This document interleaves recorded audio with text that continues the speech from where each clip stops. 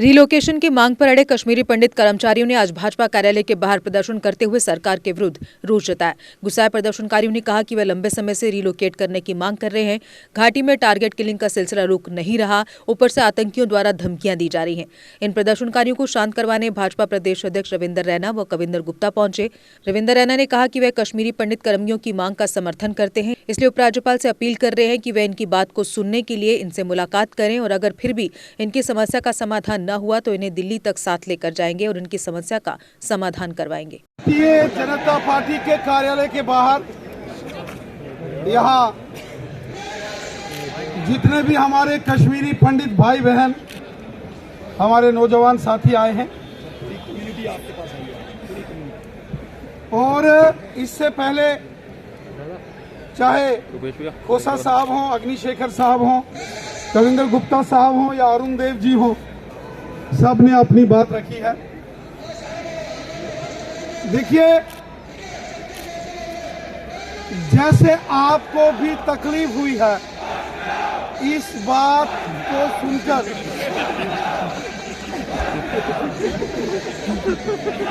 मैंने गलती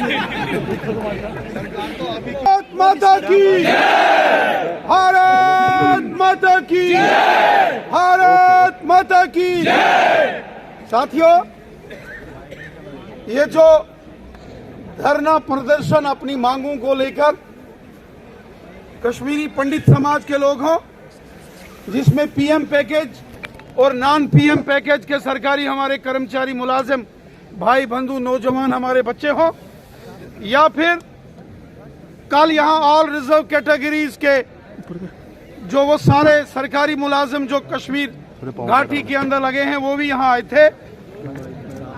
साथियों, जैसा कि कविंदर गुप्ता साहब ने और यहाँ हमारे अरुण देव जी ने कहा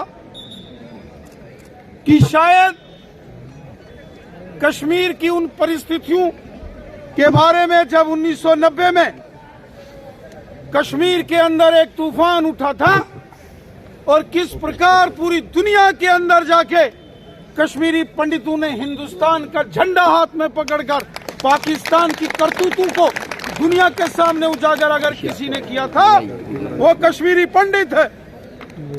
और कश्मीरी पंडित ने कभी किसी से 2 रुपए भी नहीं मांगे होंगे। वो देश के लिए लड़ता आया है। आज से नहीं, हजारों साल के कश्मीरी पंडितों के इतिहास को अगर आप देखेंगे तो केवल 90 के दशक में कोई वहां से पहली बार विस्थापन नहीं, इससे पहले भी 7-7, 8-8, 10-10 बार विस्थापन हुआ, लेकिन कश्मीरी पंडित लड़ा वहां, एक योद्धा की तरह लड़ा, एक जंगी सैनिक की तरह लड़ा। यहां वो मैदान में लड़ा, वहां दुनिया के जितने इंटरनेशनल प्लेटफॉर्म से वहां के अंदर जाके कश्मीरी पंडित लड़ा। पूरे हिंदुस्तान को पता चलेंगी। शायद वहां के जो बाबू लोग हैं वो डिटेल उनको समझाने में विफल रहे हैं। यही कारण है कि इस प्रकार की एक बयानबाजी आई है।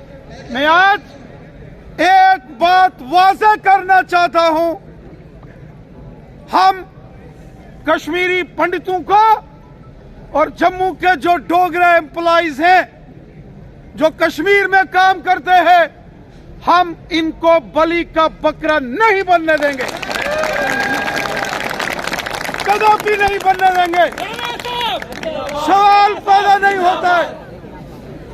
हम लड़ेंगे मैदान जंग में, वो जंगें हमने लड़ी हैं, लेकिन कुर्सी पर बैठ के गोली खाने के लिए ना तो कश्मीरी पंडित है ना डोगरा है। जम्मू कश्मीर पिछले 35 सालों से एक जंग लड़ रहा है।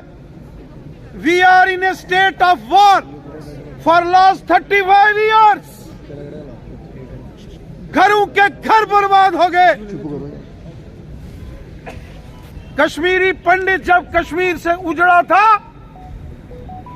वो करोड़ों अरबों खरबों का मालिक था, लेकिन वो अगर कश्मीर छोड़ के टेंट में उसने रात गुजारी, अपने टेंट के ऊपर भी देश का तिरंगा झंडा लगाकर हिंदुस्तान जिंदाबाद और भारत माता की जय बोली। इसलिए मैं आप साथियों को विश्वास दिलाता हूं, मैंने दिल्ली बात की है,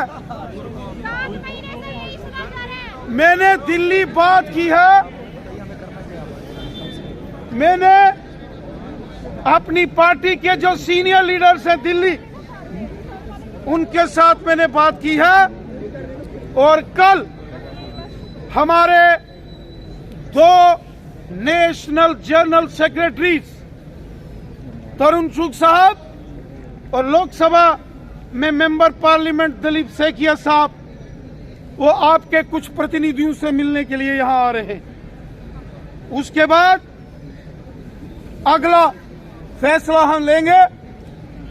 जैसा कुछ साथियों ने यहां कहा, आप दिल्ली बात करो, हमने दिल्ली बात की, जरूरत पड़ी आपको साथ लेके दिल्ली चलेंगे, लेकिन आपको बलि का बकरा नहीं बनने देंगे, मैं आपको ये विश्वास दिलाता हूं। आपको ये बताना चाहता हूँ, कोई ना कोई बात इनमें आपस में ही है जिसकी वजह से ना यहाँ पे हमारा काम खराब हो रहा है। मैं ये पूछना चाहता हूँ, पीएम जितेंद्र सिंह जी एक बार भी इन मैटर्स पे बोल रहे हैं जम्मू कश्मीर के, वो सेंटर में बैठे हुए हैं, वो चाहें तो ये मसले 2 दिन में ठीक होंगे, वो क्यों बात नहीं करते हैं किसी के साथ? वहाँ पे एक बारी तो बात करनी चाहिए। उनके घरों के बाहर बैठे हैं, उनका घर भी सामने है, उधर बैठे हैं, क्या उनको नहीं पता सड़कों पे यूथ बैठा हुआ है? 2600 स्कूल जिन बच्चों ने संभाले हुए हैं, जिन टीचर्स ने संभाले हुए हैं, 3 लाख की बच्चा हमारे पास स्पोर्ट्स करता होगा, खेलता होगा, हमारे पास इंटरटेन करते हैं हम जिन बच्चों को। 2600 स्कूलों को आप क्या कहते हो कि उन स्कूलों में नेशनल एंथम नहीं हो? अगर ये बच्चे चल जाएं, उन स्कूलों में तिरंगा ना लहराए, वहाँ पे 26 जनवरी वगैरह सेलिब्रेट ना हो, कौन करवाएगा? ये टीचर नहीं होंगे तो।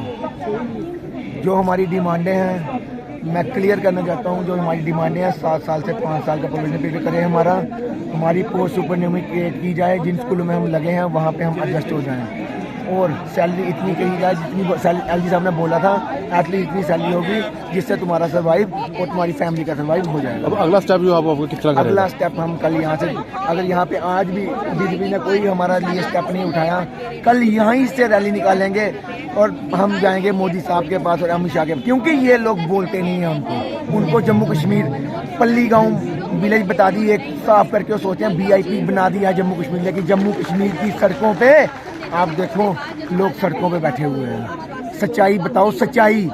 हिमाचल और पंजाब वाली हालत हो जानी है आपकी यहाँ पे। हम खुद बीजेपी को बोलते हैं मोदी साहब यहाँ जीते हैं, हमारा कुछ ना कुछ हो, लेकिन उनको आप बताओगे नहीं अमित शाह जी को या मोदी साहब को, फिर कैसे उन तक बात पहुँचेगी? हम आज इनको वार्न करने आए हैं, आप बता दो, नहीं तो हम कल जा रहे हैं, हम एडमिनिस्ट्रेशन को बोल रहे हैं हम डिसिप्लिन में जाएंगे, हम टीचर से हमें रोका ना जाए कहीं रास्ते में। हमारी रिक्वेस्ट है आपको। Deshbhagat university Punjab courses offered PhD, post graduate, under graduate, PG diploma, diploma certificate. Contact us for admissions.